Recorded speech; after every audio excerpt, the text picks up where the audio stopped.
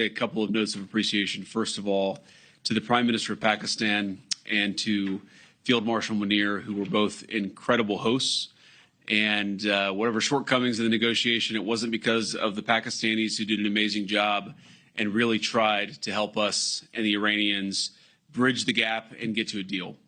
We have been at it now for 21 hours, and we've had a number of substantive discussions with the Iranians. That's the good news.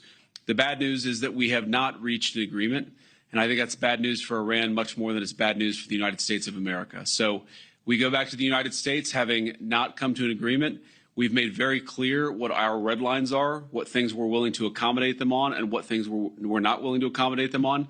And we've made that as clear as we possibly could, and they have chosen not to accept our terms. Questions?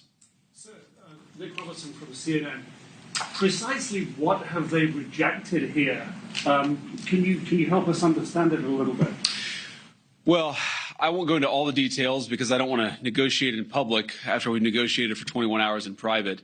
But the simple fact is that we need to see an affirmative commitment that they will not seek a nuclear weapon, and they will not seek the tools that would enable them to quickly achieve a nuclear weapon. That is the core goal of the President of the United States, and that's what we've tried to achieve through these negotiations. Again, their nuclear program, such as it is, the enrichment facilities that they had before, they've been destroyed. But the simple question is, do we see a fundamental commitment of will for the Iranians not to develop a nuclear weapon, not just now, not just 2 years from now, but for the long term? We haven't seen that yet. We hope that we will.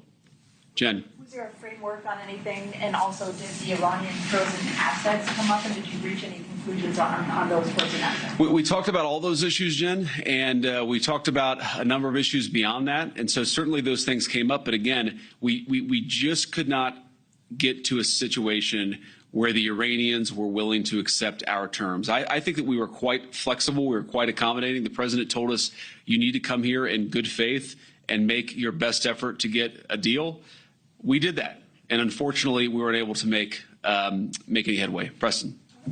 Mr. Vice President, how often did you communicate with President Trump throughout the negotiations? There were reports that there were multiple rounds where there were breaks in between negotiations. How often did you communicate with the president throughout those rounds, and what was he saying as you were going through these negotiations that you said fell short? Yeah, obviously we were talking to the president consistently. I don't know how many times we talked to him, a half dozen times, a dozen times over the past 21 hours. We obviously also talked to Admiral Cooper, to Pete, to Marco, to the entire national security team. We talked to Scott Bessent a number of times.